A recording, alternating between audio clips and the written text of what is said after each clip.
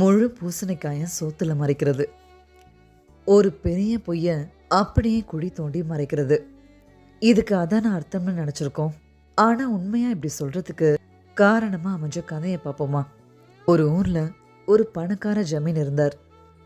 அந்த மொத்த ஊர்லயும் அவர் அளவுக்கு வசதி யாருக்கும் இல்ல. அவர் அரண்மனைக்கு பக்கத்திலேயே ஒரு சின்ன தோட்டத்தோட அமைஞ்சிருந்த இன்னொருத்தருடைய வீடும் இருந்துச்சு. அதுல அந்த வீட்டுக்கு சொந்தக்காரர் நிறைய பூசணிக்காய்களை பயிர் செஞ்சு வளர்த்துட்டு வந்தார். ஜமீனுக்கு என்னவோ பூசணிக்காய் மேல அலாதி பிரியம். அடிக்கடி விரும்பி சாப்பிடுவார்.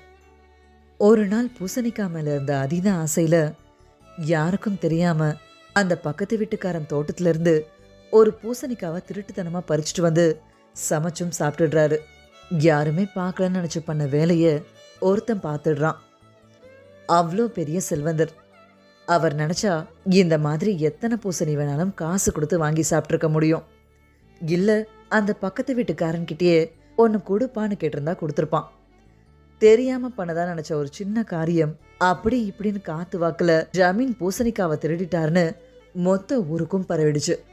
அதுல இருந்து அந்த ஊர்ல யார் என்ன அடையாளம் கேட்டாலும், அந்த கோவில் எங்கப்பா இருக்குன்னு கேட்டாலும், அந்த பூசணிக்காய் திருடினாங்கல்ல அந்த வீட்டுக்கு கிழக்கு பக்கமா போகணும்.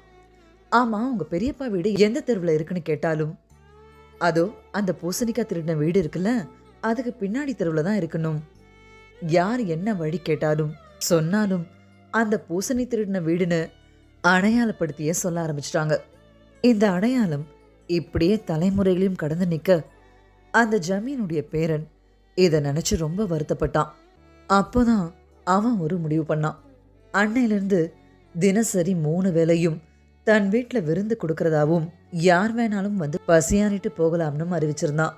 இருக்கிறவன் இல்லாதவன்னு பாரபட்சமே இல்லாம தினமும் எல்லாருக்கும் உணவளிக்கப்பட்டுச்சு. அதுக்கப்புறம் யாராச்சும் அந்த ஊர்ல அடையாளம் கேட்டாலே, அதோ அந்த சாப்பாடு போடுவாங்கல்ல ஒரு வீடு, அந்த இடத்துல தானே அந்த திருட்டு பட்டம் அடியோட மறைஞ்சு அன்னதானம் தராங்கன்ற பெயர் நிலைச்சுது. ஸோ இப்படிதான் செஞ்ச ஒரு தவறை சரி செய்யணும்னா அதை விட ஒரு நல்லதை பண்ணிப்பாரு.